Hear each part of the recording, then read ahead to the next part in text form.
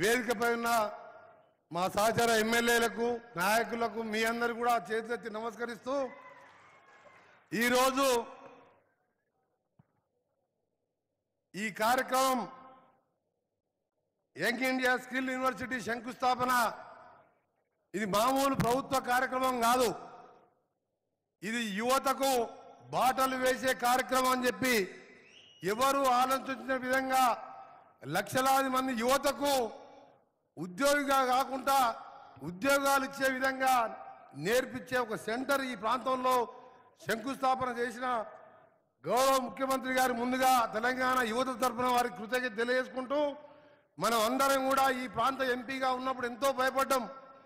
15,000 ఎకరాల్లో ఫార్మాసిటీ 1000 కంపెనీలు వస్తే మన భవిష్యత్తు ఎట్లా, మనం ఎట్లా పండుకోవాలి, మన గాలి, మన నీరు, మన నేల, దీంతో భయపడుతున్న ఈ సందర్భంలో మీ ఆశీర్వాదం వచ్చిన ఇందిరమ్మ రాజ్యం ప్రజాప్రభుత్వంలో గౌరవ ముఖ్యమంత్రి గారు ఈరోజు మరొక ప్రపంచాన్ని హైదరాబాద్ ప్రపంచ పటంలో ఉంచే విధంగా ఈ ప్రాంతాన్ని ఈ విధంగా స్కిల్ యూనివర్సిటీ కాదుకుంటా ఇంకా వారి ప్రసంగంలో చెప్తారు.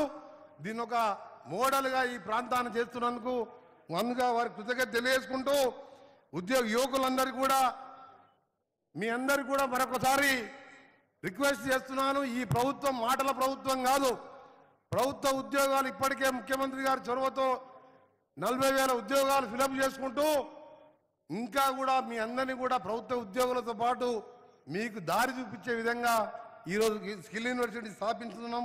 దాంతోపాటు రైతులకు అండగా ఉంటూ మీరందరూ కూడా ఎవరు ఉపయోగించలేదు దేశంలో 31,000 కోట్ల రైతుల రుణమాఫీ ఆగస్టు 15వ తారీఖు చెప్పుతాయి చేస్తానని చేసి చూపించిన మన ముఖ్యమంత్రి గారు.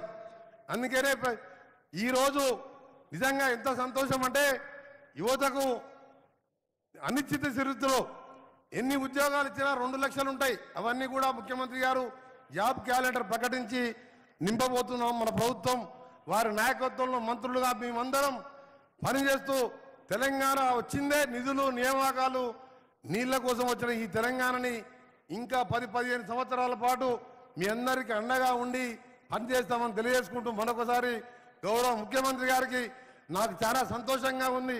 ఇక్కడ ఎంపీగా ఉన్నప్పుడు రోజు బాధపడేవారు. నేను మా మల్లెడ్డి రంగన్న మేమందరం కూడా ఎన్నోసార్లు పోరాటం చేసాం. ఇక్కడ ఫార్మాసిటీ ఒకటే దగ్గర ఇక్కడ పెడితే మేము ఇక్కడ ఉండలేమని గ్రామాల ప్రజలు భయపడ్డారు. ఇలా ముఖ్యమంత్రి గారు ఆలోచించి నాట్కో వారి సహకారంతో ఒక ఇల్లు కట్టించే కాలనీ కూడా ఆలోచన చేసి ఒక ఇంట్లో 4గురికి ప్లాట్లు వస్తే ఒకటే దగ్గర వాళ్ళకి ప్లాట్లు ఇచ్చి ఇల్లు కట్టించే టౌన్షిప్ కూడా శంకుస్థాపన చేసింది ఇవాళ. అందుకనే గౌరవ ముఖ్యమంత్రి గారు మరొకసారి కృతజ్ఞత తెలియజేసుకుంటూ సెలవు తీసుకుంటున్న అందరికీ నమస్కారం.